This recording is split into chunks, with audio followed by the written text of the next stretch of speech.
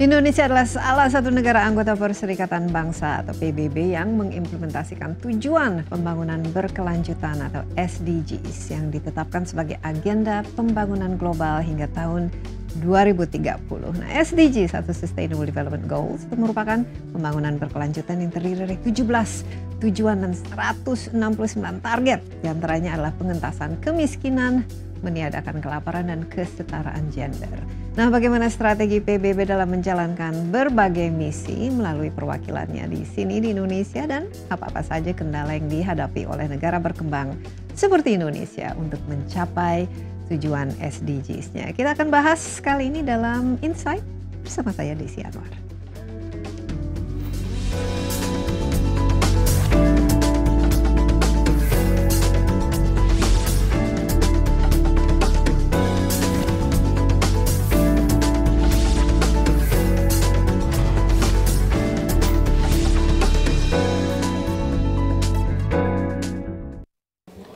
Hingga tahun 2017, proses pelaksanaan SDGs atau TPB di Indonesia masih dalam tahap persiapan dan penyusunan. Sebagai bentuk komitmen pemerintah atas program ini, Indonesia atas arahan Presiden Joko Widodo dalam sidang kabinet pada 23 Desember tahun 2015 segera melaksanakan berbagai persiapan untuk implementasi SDGs.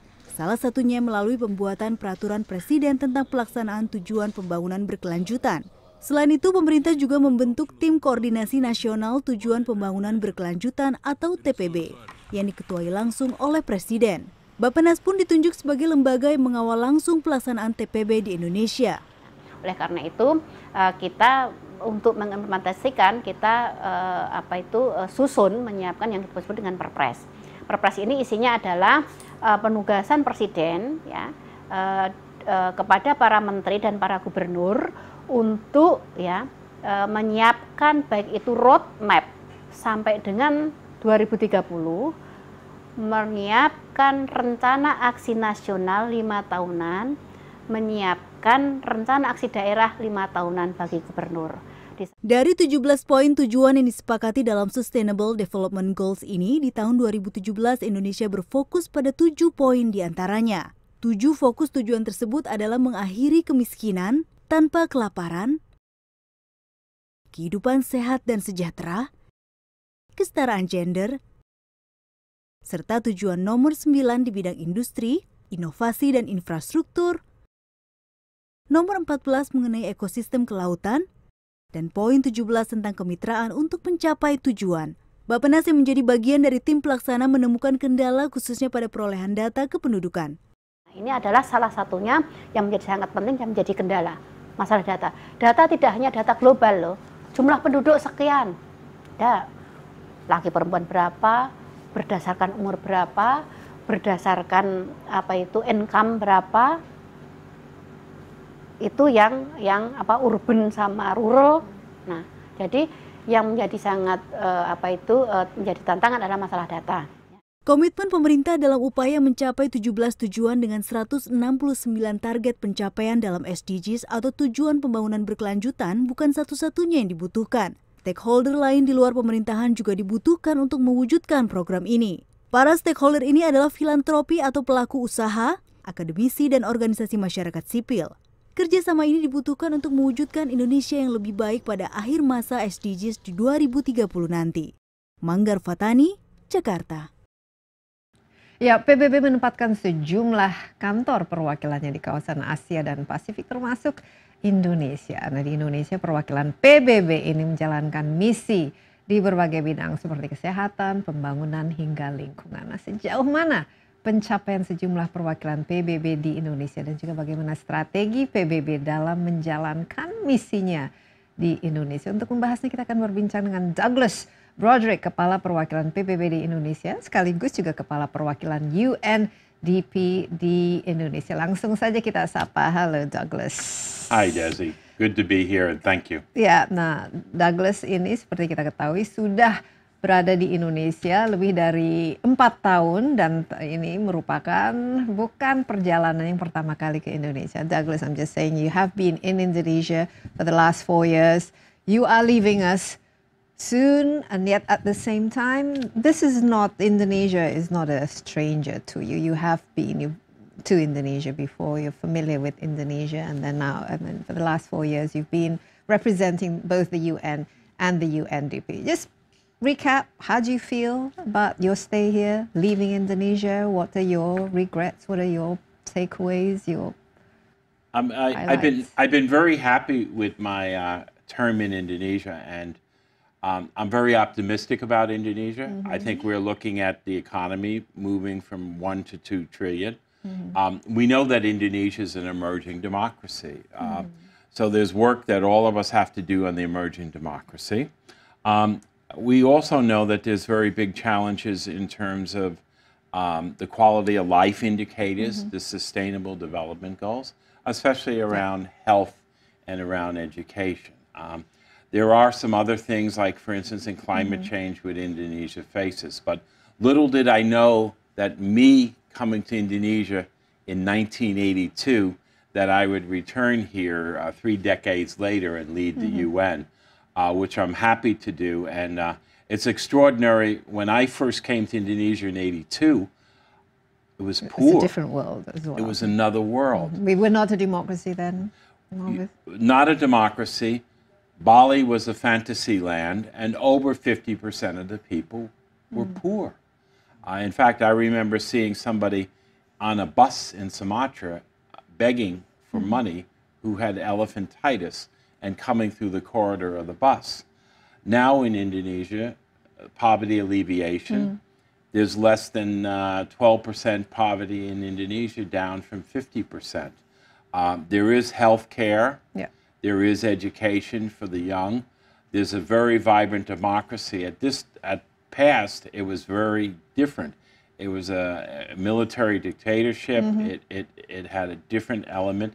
And now, as we saw last week, you have voting, you have free and fair elections, and you have a democracy that's emerging and moving stronger and stronger, with an active civil society, with an active media, with an active checks and balances. Yes, and hopefully our human development also keeps improving. Now, the last 4 years that you have been here, Douglas, and bearing in mind your memories of Indonesia back in the 80s, completely different. I mean, what did you see as sort of the priorities, given that, you know, a lot has changed in Indonesian society, and also with just the people in general when it comes to things like health, education and welfare?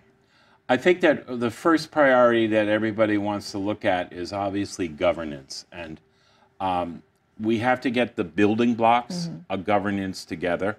Free and fair elections helps that. Yeah. But also there's other ways in terms of getting better governance into the districts, into the 501 districts and the 34 provinces, in tackling corruption, in terms of making sure that government knows the priorities for the people. The second thing that's extraordinarily very important for Indonesia moving ahead for the future is health. And right now, Indonesia is spending about $100 per person per year. We have increased the budget on health, which is increasing. And we're looking at 2019, the universal health care implementation in Indonesia. But that's going to be a big challenge moving ahead in the future, especially financing that and getting everybody to have access to health. And the third thing that is very, very important is the education. 7.5 years of average schooling is not going to cut it in the competitive world, especially the ASEAN world. If you look around the region and see some of the achievements of some of the other countries vis-a-vis for their schooling and their educational systems. Yeah, especially when in Indonesia, in our PISA test, we always sort of scored the highest from the bottom. You know, just about. I know it wasn't at the bottom, but it could be improved tremendously, and we all know that. And obviously, the universities and the research institutions need to have more of a linkage into the private sector and the economy. We need to look at some sort of vocational training arrangements to gauge that. And we also have to work very hard in keeping kids at school. Enrolling kids in school is fine, but keeping them in school and making sure that they stay in school and at least get 9 years of education as a goal under the Sustainable Development Goals. And it should be implementable, especially when the government is now focusing 20% of its budget towards education. There has to be results coming from that kind of focus. Let me just go back to the first part of your priority here, which is good governance. And you came here 4 years ago, and then we had the election. Now we have President Joko Widodo as president. Just give us a sense of where Indonesia is moving when it comes to corruption, eradicating corruption, and creating a good, clean governance. Because this is something that we all, I mean, one of the whole reasons why we want to have a democracy is because we want to have more transparency, more accountability, and of course, much more effective government. How do you think that has been implementable? What I do commend the government is that elections have been held. I was here for the 2014 election, which was obviously President Jokowi being the first, let's say, populist president elected, not from the formula of the past presidential elections, was something significant for all of us. And the way that he has reached out and engaged with the people and put the people's interests first has been very good, and a very, very good formula for continued governance in the future. Corruption is a very difficult thing to tackle. The whole world is tackling it. Many countries have the same challenges and problems. It's something that has to be chipped at. You have to chip very slowly at it and chip away at the sides, chip away at, for instance, in the forestry sector, you need to have environmental rules not only passed, but also enforced and implemented and all. And that kind of enforcement and implementation needs to be strengthened, both at the local level, both at the regional level, and we all need to work together on that in terms of different projects, different programs to support local institutions to build capacity. But what have been the main challenges that you face, particularly because you partner obviously with local governments and you have programs to ensure that good governance is a priority? What have been sort of the main challenges? And in the last 4 years of you being in Indonesia, do you actually see significant improvement that make you say, okay, tick, at least this is going in the right direction? One thing, the two things that we do see, we see tremendous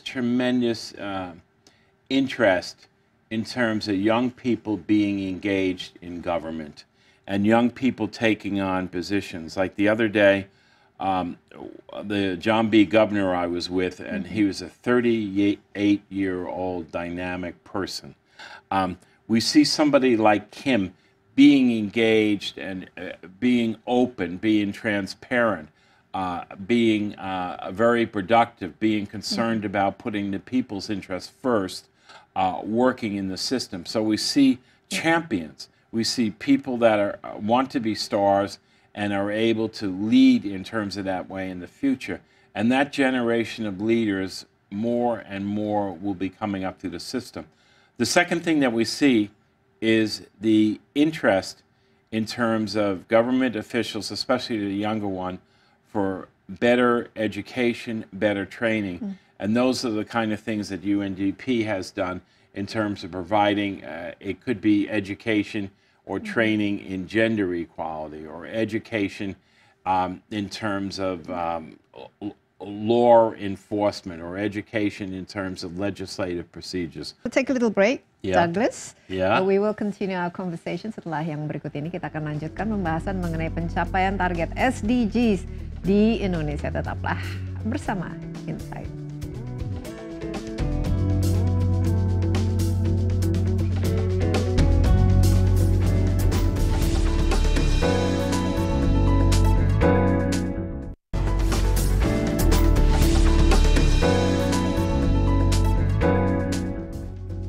Ya, kembali dalam Insight. Indonesia memiliki sejumlah potensi untuk mencapai tujuan pembangunan berkelanjutan atau SDG, Sustainable Development Goals. Namun di balik berbagai potensi yang dimiliki, Indonesia juga memiliki sejumlah masalah yang harus diatasi, misalnya kemiskinan serta malnutrisi. Nah, bagaimana pencapaian SDGs di Indonesia dan apa saja tantangan yang dihadapi untuk mencapai tujuan ini? Kita lanjutkan pembahasannya. Saya masih ditemani oleh Douglas Broderick, Kepala PBB di Indonesia sekaligus Kepala Perwakilan UNDP di Indonesia.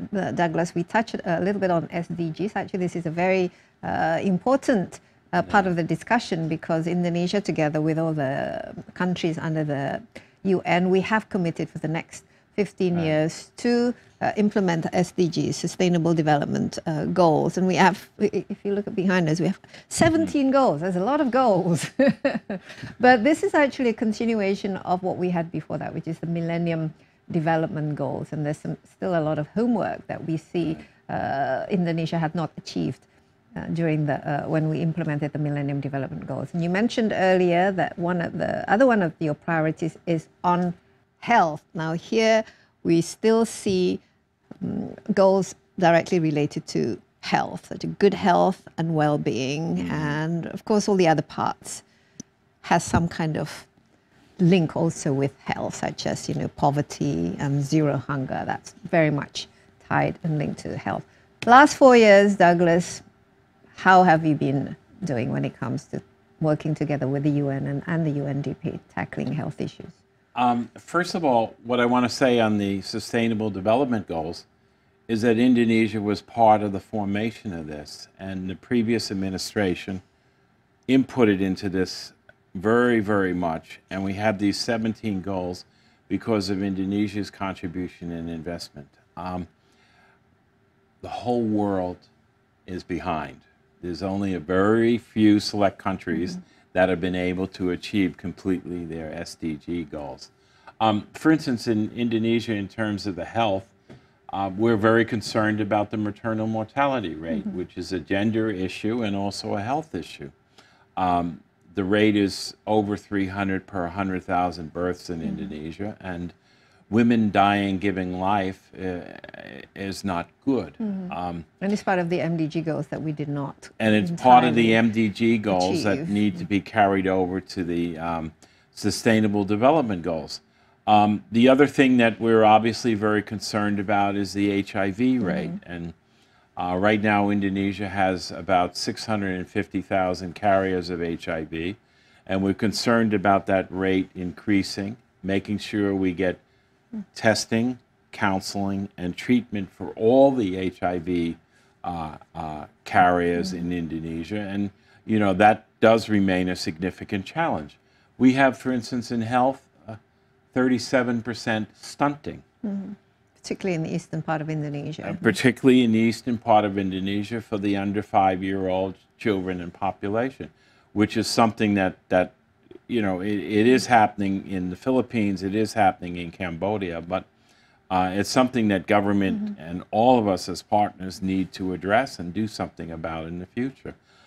We also have a concern about Indonesia in terms of open defecation, which means, let's say, adequate water and sanitation facilities. And there's 60 to 80 million Indonesians that don't have adequate water and sanitation facilities. And that causes all sorts of diarrhea and other diseases which affects the population. So we've still got a lot of homework to do. So there is a lot of homework for us to do. There have been achievements that we've accomplished. Obviously, there are things in terms of the infant mortality rate. There's the malaria rate. But at the end of the day, there's these big challenges that need to be tackled over the next 15 years to 2030 to make sure we leave no one behind. And could you perhaps share with us some of the projects that the UN and particularly the UNDP have implemented together with the government, particularly the local government, and where particularly they can be replicated and also to reflect that work is being done in this area. There is success and there is optimism for the future. There's tremendous optimism that we have, for instance, on the maternal mortality rate. And UNDP has worked with a framework, a policy, and to accelerate government policy, especially at the regional level. Like, for instance, in Eastern Java, we've come up with making sure that we have local governments focus on that, especially rural women in East Java. We make sure that the referral hospitals, the ambulance system, the care for difficult pregnancies, which is 15% in Indonesia, the screening of women on difficult pregnancies every 3 months, the infrastructure, the emergency obstetrics kit, and the referral to emergency care is in place. And it's a project that we've worked on. We're very proud of working on it. And in some of the districts, it has reduced the maternal mortality rate. And we look forward to that as a prototype to be expanded throughout Indonesia and tackle the maternal mortality rate. And you in see the future. capacity being built. And we see capacity local... being built. We see awareness being built. We see midwives responding to this.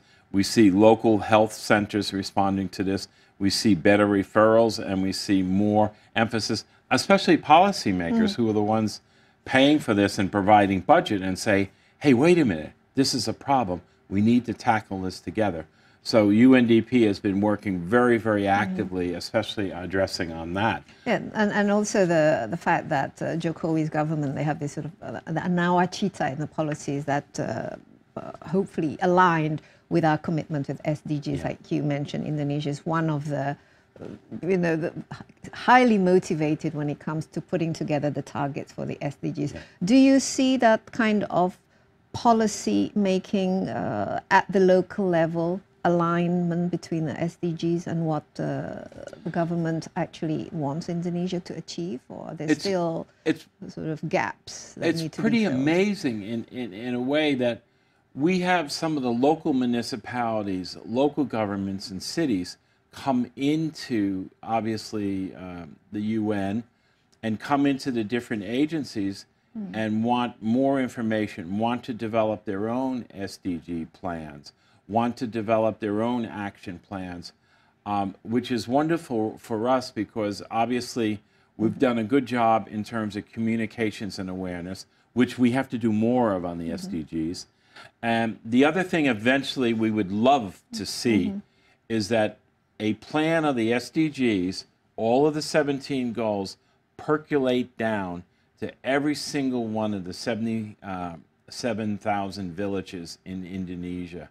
And that each village, each district, each province has their own SDG plan in terms of customized for their needs to respond to what is most important to their people. Okay. And that's something that we would want to work on more and continue to work on in terms of that localization, in terms of that socialization, and that communications of the SDG and the capacity plan building, getting everybody the future. On the same page. Okay, we'll take another little break, but we've still got a few areas to cover, Douglas, so bear with me. Setelah informasi berikut ini, kita akan lanjutkan pembahasan tentang misi dan juga visi PBB di Indonesia. Tetaplah bersama Insight.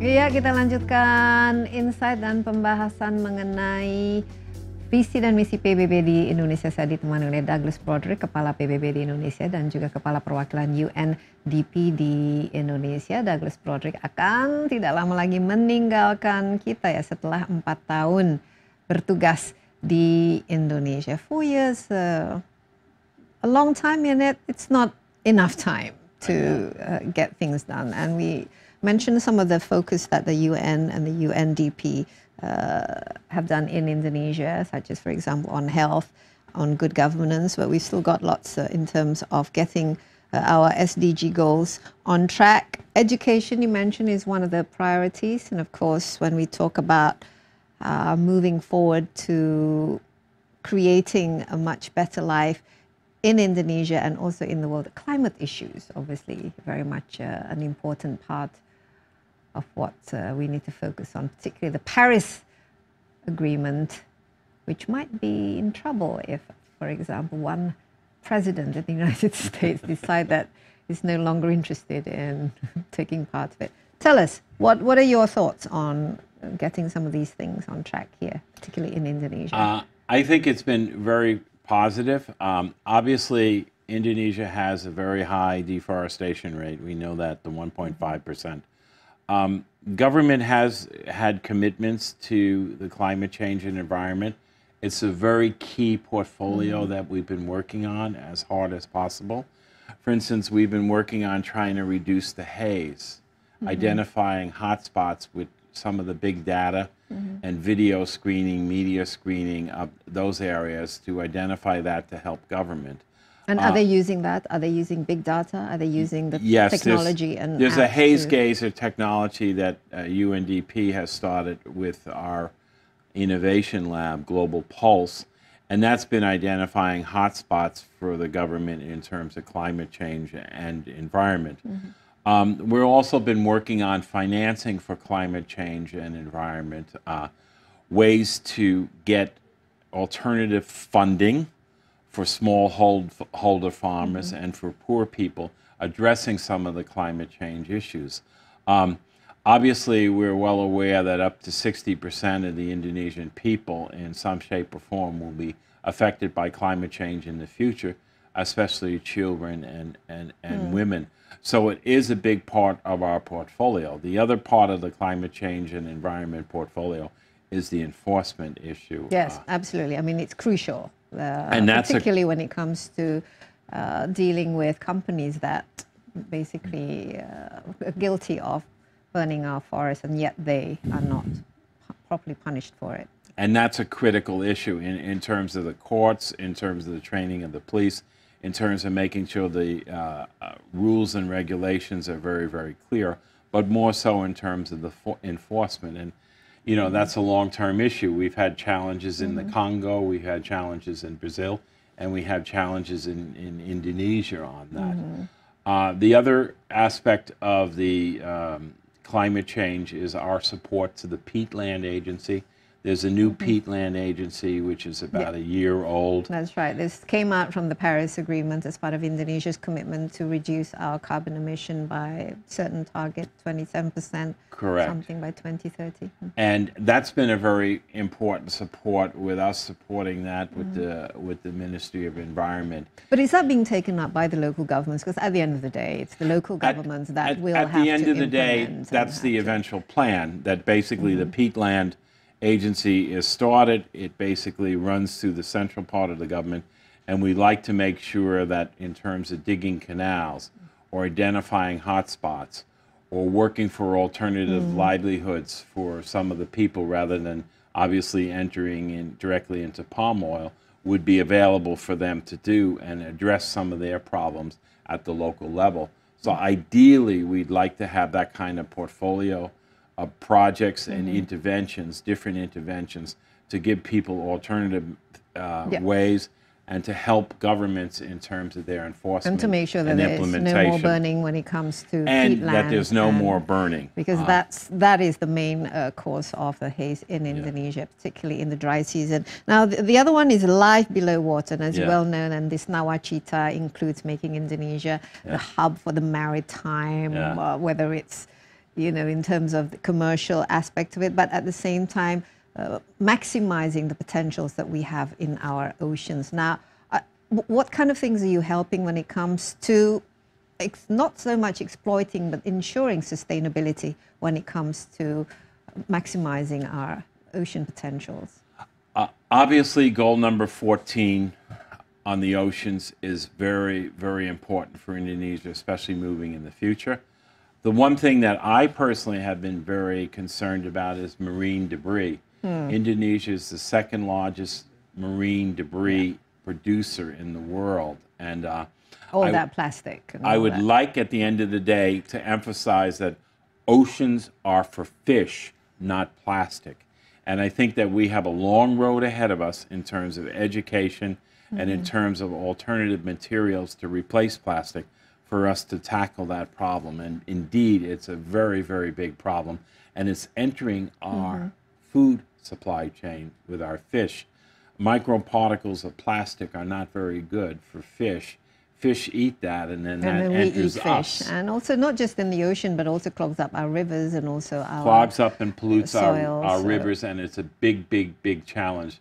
The other issue that we want to make sure in terms of encouraging the value chain. Like Indonesia needs to increase the investment in terms of fisheries, increase the catch. I know that the Ministry of Fisheries has gone after and make sure that there's more Indonesian fishing and that the foreign fishing vessels are not poaching or coming in with the illegal, unlicensed and fishing. Sinking illegal boats and ships. And at the end of the day, that's very important in terms of getting the pieces of that together so that Indonesia has built or will continue to build their fishing industry, but also capture some of that in the value chain and not have fish being exported to other places in the world. Let's take another little break, Douglas, but we will get back to you. There's still things to be discussed. One of the things, of course, is the role of the United Nations that in this incredibly dynamic, transformative and changing world,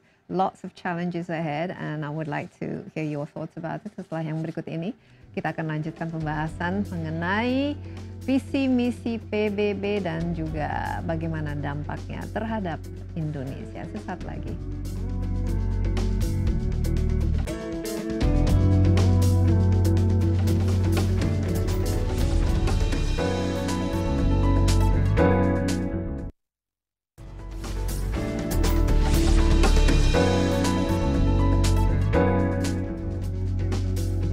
Ya, Anda menyaksikan Insight. Kita lanjutkan diskusi mengenai keberadaan PBB dan UNDP di Indonesia. Saya ditemani oleh Douglas Broderick, Kepala PBB di Indonesia sekaligus Kepala Perwakilan UNDP di Indonesia. Ini sudah hari-hari terakhir bagi Douglas Broderick dan ini juga merupakan semacam perpisahan ya. Farewell to Douglas Broderick setelah sudah lebih dari 4 tahun di Indonesia. Tadi kita sudah berdiskusi bagaimana PBB dan juga UNDP bekerja sama dengan Indonesia dan program-programnya apa-apa saja. Tentu saja masih banyak, tidak bisa kita cover ya. We cannot cover everything in this discussion, but let's talk just very quickly about, the first time you were in Indonesia, 1980s, and then you, of course, followed the democratization of Indonesia, and then representing the UN and the UNDP for the last 4 years. In terms of the human development, the ways that Indonesians have changed, whether it's through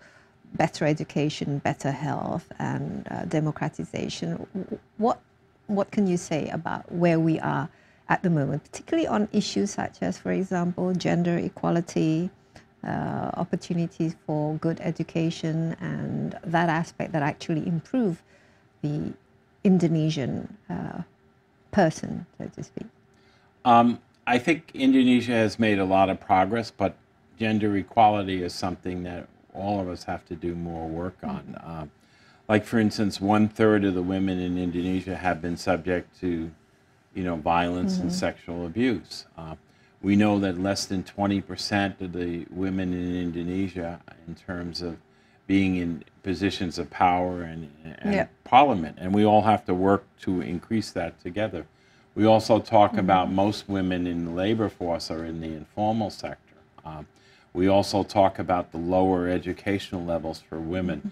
So there's a lot of work that we have to do all together to get those pieces of gender equality together, and not only get it together, but to promote it and make, let's say, men aware of this and make sure that we do it also through the educational curriculum. How? Could you point some of the projects that UN is actually focusing on? For instance, what we've done is we've had a process where we've had education for parliamentarian positions, and we've had education for women in parliament positions in terms of increasing women, giving them confidence, giving them ways to participate, to run for election, how to run for election, how to be in terms of good governing legislatures. We've also given a reach out to lawmakers, for instance, on the SDGs.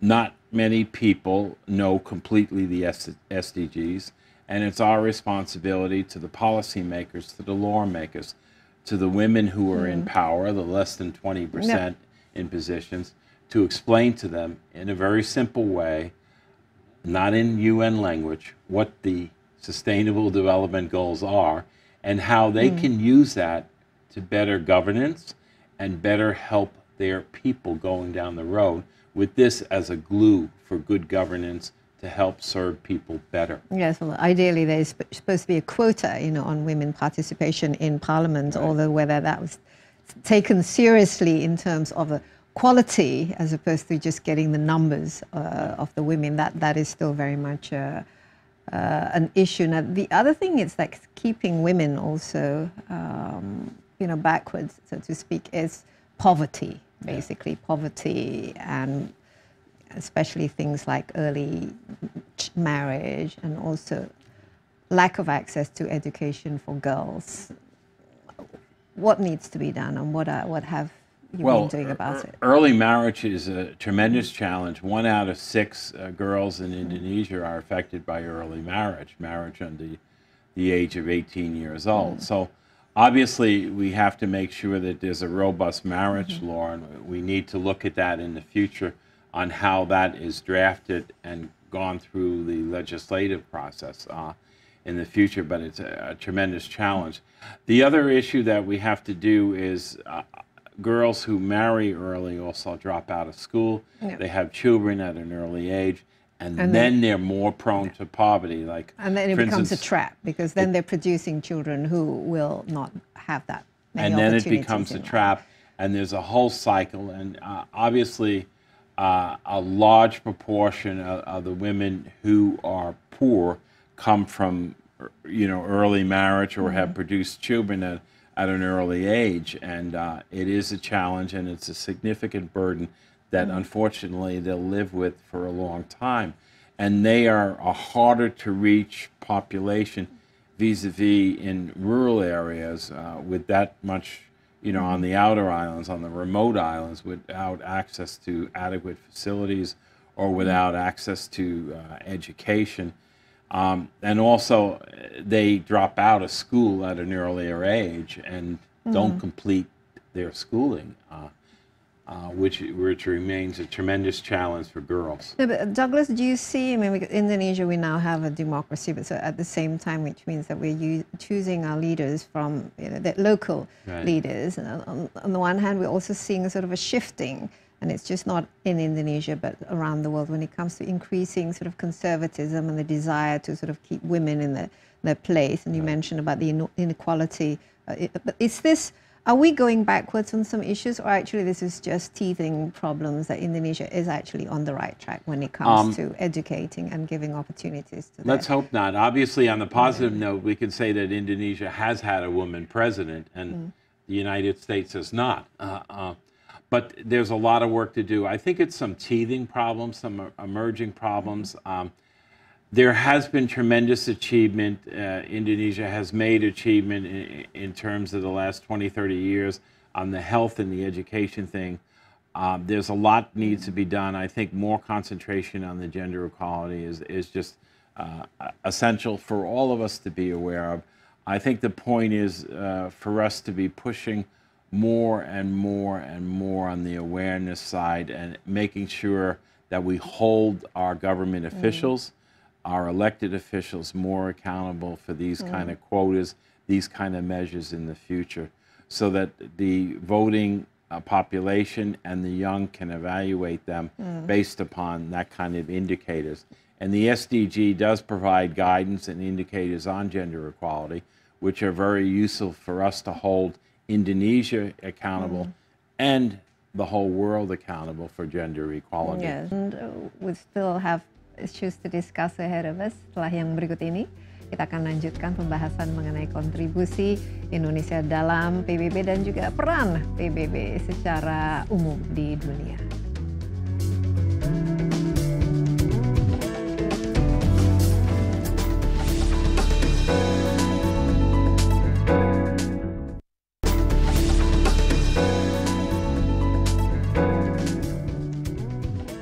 Anda masih bersama Insight insight, Indonesia telah menjadi negara anggota Perserikatan Bangsa-Bangsa itu sejak 28 September tahun 1950, jadi lebih dari 50 tahun ya, hampir 68 tahun. Dan Indonesia tentu saja telah berkontribusi di berbagai bidang, diantaranya menjadi anggota Dewan Ekonomi Sosial dan Dewan Hak Asasi Manusia. Nah, lalu seperti apa kira-kira kontribusi Indonesia untuk PBB dan apa kira-kira peran PBB sekarang di dunia ini? Kita lanjutkan perbincangan bersama Douglas Broderick, Kepala Perwakilan PBB di Indonesia dan juga Kepala Perwakilan untuk UNDP di Indonesia. I mean, the United Nations, it's almost 70 years old now. And Indonesia has been part of it since 1950. So just very quickly, from your experience here, how has the partnership between the Indonesian government and the UN and UNDP been working out? What are the main challenges that you feel? Is that everybody in the same page, or are there still issues where you feel that it could be improved, particularly now that Indonesia can play a much greater role, being one of the largest democracies in the world and can be a good example of, for example, the largest Muslim nation in the world and moderate and stuff like that, growing economy. Indonesia has incredible assets, the fourth largest country and democracy, third largest in the world, and the largest Muslim country in the world. So they can bring and have brought tremendous assets in terms of the UN. Indonesia is very interested in peacekeeping, building the peacekeeping to 4,000 troops by 2019. They were very engaged in terms of the sustainable development goals in the future. Indonesia and the UN, for instance, we sit down every year and have a consultative forum with the government in terms of what they want from the UN and what we need from the government. So the relationship has been very good, and I'm very happy that it has improved, and we've had different coordination mechanisms. We've had different engagements, and we have a very honest dialogue. If there's problems, the government knows about it, and we also let the government know about problems also. Obviously, we've had sensitive human rights issues, and we've been able to discuss that. Which are always going to be there until Which are always going to be there, and we one have way the or the other. dialogue, the engagement with the government that allows us to have that sort of relationship. And we appreciate that the professionalism and the lack of being too sensitive, which sometimes other governments are, but Indonesia is able to deal with these kind of issues, and we're very happy about that. Well, what can we do more, especially when it comes to solving some of the world problem at the moment? As we all know, it's with the conflict in the Middle East, with Syria, with the question of refugees, increasing extremism, intolerance, terrorism, and so on and so forth. I mean, how do you see Indonesia's role in that area? And also, what can you see as happening in the UN when it comes to tackling these global issues that's proving a headache for everybody, every country? Indonesia has had a history of conflict abatement and reducing conflict in the past. There were 13 areas of big conflict. Indonesia has taught other countries how to progress away from conflict, how to move towards a development model, and how to get people out of conflict. And we can look, for instance, at Aceh as an example with the peace accord and peace process. I think it's very important that Indonesia continue to do so and strengthen their role globally, especially ways, for instance, in the Middle East, with the UN and through other regional bodies. I think that the excellent idea of the peacekeeping and increasing and making that strengthened, and obviously Sentul Peacekeeping Center is a model for the UN in terms of a very big center that's able to train professional peacekeepers. I think that going down at the end of the day, obviously we want to see continued Indonesian leadership at all levels, including up to the president on issues, especially issues around Syria. unfortunately, I think all of us are. Syria is in its 7th year as a crisis. Unfortunately, I hate to say this, that we're not even at the beginning of a resolution of the Syrian conflict. There's also Yemen with... And there's also Yemen. And we may have to live with these conflicts for a long term, a long time. When I was on the Thai-Cambodian border, which was basically a simple, let's say, post-Cold War or Cold War conflict, that was 14 years that the people were on the border and that conflict lasted. In Syria, we're 7 years in a middle-income country. A big, big challenge with those people in terms of outflow and the fighting forces, and the conflict gets layer-caked and layer-caked and more it's affecting complex. other countries. And affecting more countries. And there is a part for Indonesia. I know Indonesia is very aware of this. They have done work on preventing violent extremism. There has been work in terms of reducing conflict, combining development and in conflict areas. So Indonesia is able to share those lessons and get that out. And that's something that Indonesia can do, but basically keep their leadership focus at the UN, which would be something that all of us would want to work on together. And we have to be much more proactive, much more communicative, and much more sort of out there when it comes to, bringing our presence on the global stage. Which brings me to the UN itself now, with the new leadership, with the new Secretary General, and also the increasing sort of uncertainties that we see in the global situation. We see in the United States, for example, a country that doesn't really respect sort of global relationship, and then we see increasing dictatorship in various parts of the world, such as, for example, Turkey, and also the protectionist tendencies that we see growing. How do you, now that you are leaving Indonesia and maybe have a much bigger perspective on what's happening in the world, how do you see the UN will carry on forward, particularly when things like funding towards some of the bodies, such as the UNDP and the World Food Programme, is lessening as more countries, particularly United States, not interested in contributing? I do have several concerns on that. Obviously, Syria is taking over a large portion operationally and money-wise of many of the UN agencies. That's going to remain a challenge. And basically, that money is affecting other operations which have less money to operate on. I also see at the end of the day, the challenge and opportunity that the UN has is the UN is going to have to depend in the future on more domestic resources, domestic financing.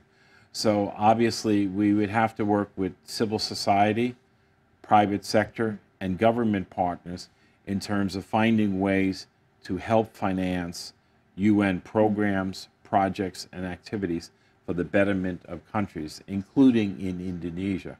It's something that we've been working on. You might call it co-financing, contributions, sharing of costs. But crowdfunding, whatever. Even crowdsource funding, different social media funding. But it's going to be something, especially with Indonesia being a middle-income country, and this part of the world, the East Asia, having such incredible economic progress, like Indonesia going from $1 to $2 trillion economy, within the next 10 years, and traditional donors having left more and leaving, these countries, including Indonesia, where domestic resourcing and government financing needs to take over and help us with technical assistance and services to help the people better achieve the 17 Sustainable Development Goals in the future. But you are optimistic about the state of the world. This United Nations, that was actually, it's a relatively new construct when it comes to our human history, right? I mean, this is something that we never had before. Well, I'm optimistic because you have to remember the UN and Indonesia were founded in the same year, 1945. So I'm very optimistic about Indonesia, and I'm very optimistic about the future of the UN. And the other thing that happens is the UN we've evolved through many different administrations in the US, in terms of Europe. We've gone through this kind of, downturn, turbulence, or noise about funding and everything else. And we actually have survived, and in some cases even prospered better, and learned from those lessons to build better foundations, be more efficient, be more cost effective, and deliver better products to the people. So it's something that, it's a cycle.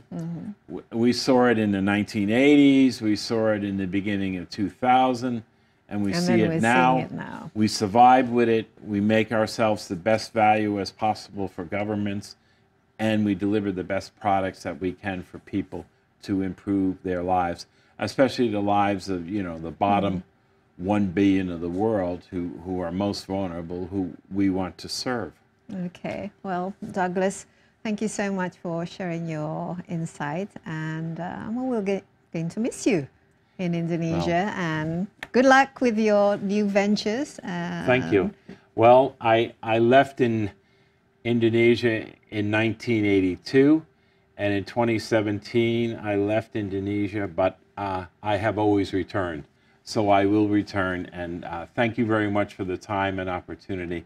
And I look forward always to be an ambassador for, through, and with Indonesia. Terima kasih banyak. Sama-sama, and we look forward to seeing you here again in Indonesia. Thank you, Desi. Indonesia merupakan salah satu dari 193 negara anggota PBB yang berkomitmen penuh menjalankan agenda pembangunan global, mengembangkan hubungan persahabatan antar negara, serta memelihara perdamaian dan keamanan internasional. Nah, salah satu agenda global yang dicanangkan oleh PBB adalah tujuan pembangunan berkelanjutan Sustainable Development Goals yang harus dicapai pada tahun 2030. Di antaranya pengentasan rakyat dari kemiskinan dan kelaparan, peningkatan kesehatan dan kesetaraan gender. Untuk mencapai tujuan ini, pemerintah Indonesia mengintegrasikan tujuan SDGs ke dalam agenda pembangunan nasional dan juga daerah. Selain dukungan PBB, pencapaian SDGs juga membutuhkan partisipasi aktif dari masyarakat sebagai target dan juga pelaku pembangunan. Demikian My Insight malam ini. Jangan lupa saksikan kembali Insight besok bersama saya Desi Anwar. Sampai jumpa dan bye-bye.